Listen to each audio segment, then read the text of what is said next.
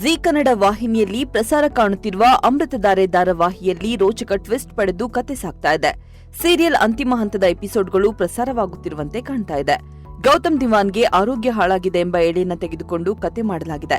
ಆದರೆ ಈ ತಿರುವು ಅನೇಕರಿಗೆ ಇಷ್ಟವಾಗುತ್ತಿಲ್ಲ. ಇದೀಗ ಹೊಸ ಪ್ರೊಮೋದಲ್ಲಿಯೂ ಹೊಸ ಹಿಂಟ್ ಕೊಟ್ಟಂತಿದೆ. ಹೌದು, ಭೂಮಿ ಹಾಗೂ ಗೌತಮ್ ಈಗ ಸಂತೋಷದಲ್ಲಿ ಜೀವನ ಕಳೆಯಲು ಮುಂದಾಗಿದ್ದಾರೆ. ಆದ್ರೂ ಏನೋ ಭೂಮಿಗೆ ಕೆಟ್ಟ ಆಲೋಚನೆ ಬಂದಿದೆ. ಎಲ್ಲ ಸರಿ ಆಗೋ ಹೊತ್ತಲ್ಲಿ ಇನ್ನೇನಾದ್ರೂ ಸಮಸ್ಯೆ ಬರುತ್ತಾ ಅನ್ನೋ ಚಿಂತೆ ಭೂಮಿಯದ್ದು. ಅಮೃತಧಾರೆಯ ಇವತ್ತಿನ ಸಂಚಿಕೆಗಳನ್ನ ನೋಡುತ್ತಿದ್ರೆ ಈ ಧಾರಾವಾಹಿ ಮುಗಿಯುತ್ತಿದೆಯಾ ಎಂಬ ಅನುಮಾನವೂ ಕಾಡ್ತಾ ಇದೆ. ಅನೇಕರು ಇದೇ ಮಾತನ್ನ ಹೇಳ್ತಾ ಇದ್ದಾರೆ. ಜೀ ಕನ್ನಡದಲ್ಲಿ ಹೊಸ ಧಾರಾವಾಹಿಗಳು ಬರಲು ಸಿದ್ಧವಾಗಿದ್ದು, ಅಮೃತಧಾರೆ ಮತ್ತು ಬ್ರಹ್ಮಗಂಟು ಸೀರಿಯಲ್ಗಳು ಮುಕ್ತಾಯಗೊಳ್ಳಬಹುದು ಎಂದು ವೀಕ್ಷಕರು ಅಂದಾಜು ಮಾಡುತ್ತಿದ್ದಾರೆ.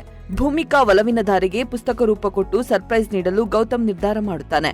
ಭೂಮಿಕಾಳ ಡೈರಿಯನ್ನ ಪುಸ್ತಕ ರೂಪದಲ್ಲಿ ತರಲು ಹಿರಿಯ ಪತ್ರಕರ್ತ ಹರೀಶ್ ನಾಗರಾಜು ಜೋಗಿಯವರ ಎಂಟ್ರಿಯಾಗಿದೆ. ಈ ಎಲ್ಲಾ ತಿರುವುಗಳು ಧಾರಾವಾಹಿಯಲ್ಲಿ ಕುತೂಹಲವನ್ನ ಹೆಚ್ಚಿಸಿದೆ.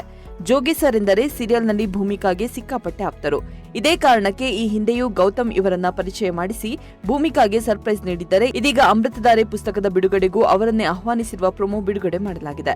ಇನ್ನು ಸೀರಿಯಲ್ ವಿಷಯಕ್ಕೆ ಬರುವುದಾದ್ರೆ, ಗೌತಮ್ಗೆ ಏನೋ ಕಾಯಿಲೆ ಇರುವಂತೆ ತೋರಿಸಲಾಗಿದೆ. ಮೂರನೇ ವ್ಯಕ್ತಿಯ ಮೂಲಕ ಮಗನಿಗೆ ಬೇಲ್ ಕೊಡಿಸುವಲ್ಲಿ ಶಕುಂತಲಾ ಸಕ್ಸಸ್ ಆಗಿದ್ದಾಳೆ. ಹಾಗೆಯೇ ಮನೆಯಿಂದ ಹೊರಗೆ ಜಯದೇವ್ನನ್ನ ಭೇಟಿಯಾಗಿದ್ದಾಳೆ. ಹಾಗೆಯೇ ತಾನು ಮಾಡುತ್ತಿರುವುದೆಲ್ಲವೂ ನಾಟಕ ಎಂಬುದನ್ನ ಮಗನ ಮುಂದೆ ಶಕುಂತಲಾ ಹೇಳಿಕೊಂಡಿದ್ದಾಳೆ.